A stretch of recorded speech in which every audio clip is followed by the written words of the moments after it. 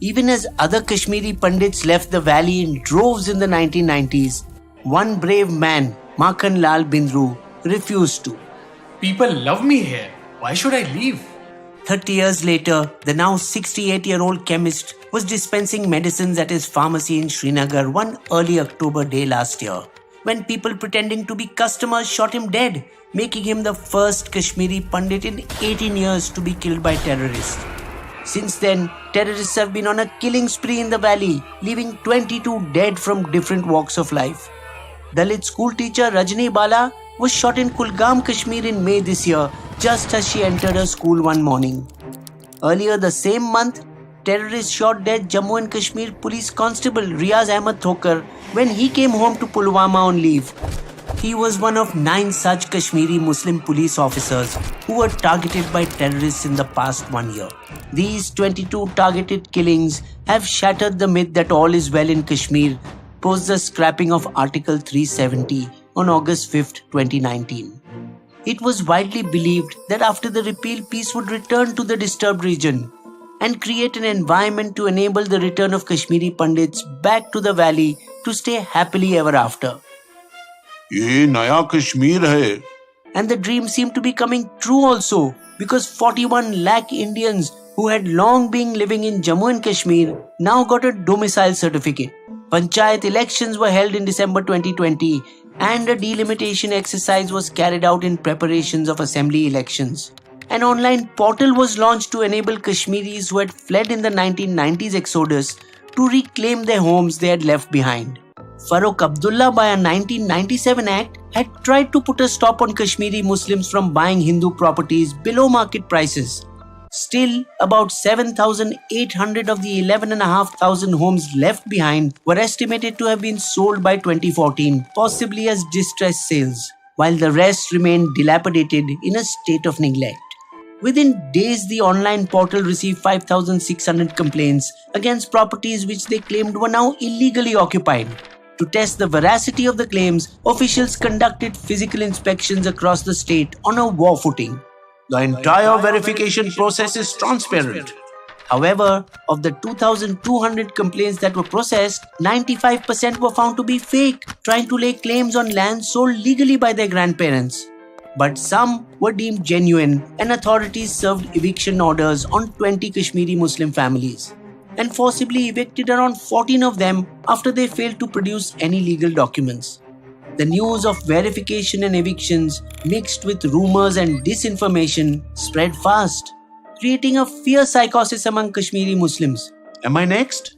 This emotion was taken advantage of by the Resistance Front, an alleged offshoot of the terrorist group Lashkar-e-Toiba, who tried to gain the sympathy of local Kashmiri Muslims by targeting Kashmiri Pandits and migrants. Call it a coincidence or fate, but the two events seem to be connected because the site was launched on September 7th. By September 26th, thousands of complaints were received and the targeted killing started on October 6th, the first being that of the chemist Makhan Lal Bindru. Now a fear psychosis emerged among Hindus, setting the stage for another exodus from across the Kashmir Valley. In the first exodus of the 90s, an estimated 2 lakh Kashmiri Pandits had left, of which 37,000 odd families went to Jammu and 21,000 to Delhi and other states.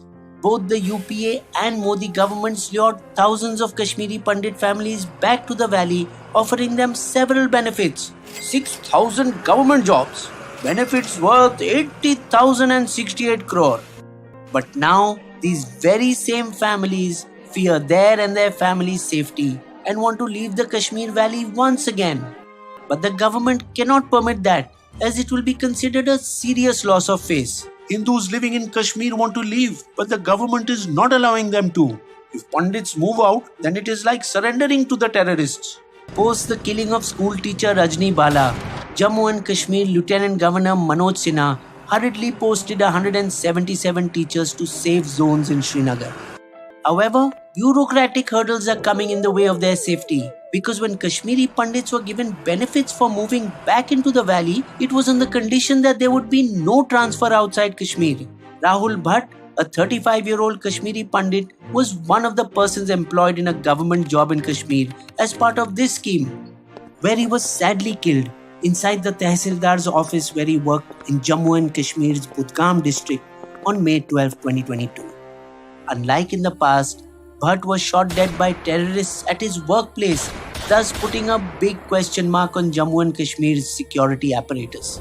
Rahul's killing triggered protests by Kashmiri Pandits all over the valley, with the gathering at Lal Chowk, Srinagar shouting, आखिर कब तक? Till when? His young widow was combative. PM Modi and Home Minister Amit Shah are making Kashmiri Pandits scapegoats. I challenge them to come to Kashmir and roam around without security. Former Jammu and Kashmir Chief Minister Umar Abdullah put the situation in perspective. Tourism is not normalcy. Normalcy is the absence of fear, the absence of terror, the inability of militants to strike at will. Kashmir is far from normal today. But life is more precious than any security provided by government jobs. So, 300 Pandits recruited under the Prime Minister's package have given up their jobs and left Kashmir for Jammu.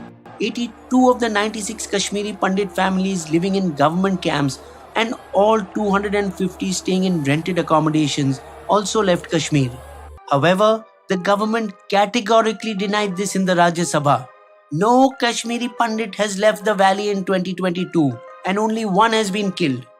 The killing of Rahul Bhatt also tore apart the repeated assertions by Kashmiri Muslims. Kashmir is a safe place for the Pandits. The hit movie Kashmir Files shows how they mounted the same platitudes even during the 1990s exodus of Kashmiri Pandits. Since the repeal of Article 370, other than Hindu Pandits, even the 1 million, 10 lakh strong Hindu migrant population have been targeted. Bank manager Vijay Kumar from Hanumangarh, Rajasthan, working in Kulgam, was shot dead in June inside the bank premises. Supinder Kaur, principal of a government school in Srinagar, was killed along with her colleague Deepak Chand Mehra for this crime. Students, you must all attend India's Independence Day function at school tomorrow. Muslim woman TV artist Amrina Bhatt, Krishna Dhaba owner's son Akash Mehra, and a wine shop worker were all brutally killed. Times of India on June 3rd reported that militants are trying to stop the demographic change being attempted by the government. These kinds of open threats are not giving the minorities in the Kashmir Valley any sense of security. So in a desperate measure, Kashmiri Pandit children at Baramulla were overnight told not to attend schools and go for online schooling. In frustration, the Kashmiri Pandit Sangharsh Samiti sought the intervention of the Jammu and Kashmir High Court. All religious minorities living in Kashmir should be relocated to a safe place outside the valley.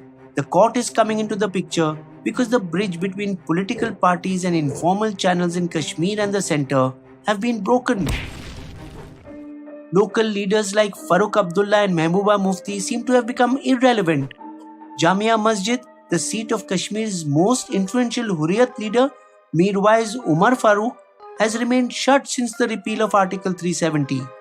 Kashmir's press club has been shut down, and with journalists detained and denied accreditation cards, it has stifled the flow of information. Lieutenant Governor Sinha's decision to bring in non-Kashmiri bureaucrats from AGMUT cadre, Arunachal Pradesh, Goa, Mizoram and the Union Territories to manage the sensitive state seems strange, while the delimitation exercise in Jammu and Kashmir has further eroded trust after 6 new assembly seats were allotted to Jammu region and only 1 to Kashmir.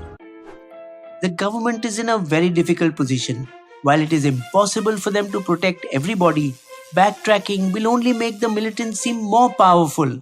When matters reach this state, we have all the sympathies for Kashmiri Hindus who need to be protected at all costs.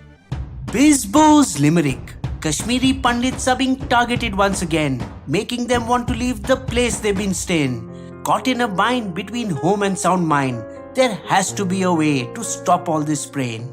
You will also find these sources listed in our video description section.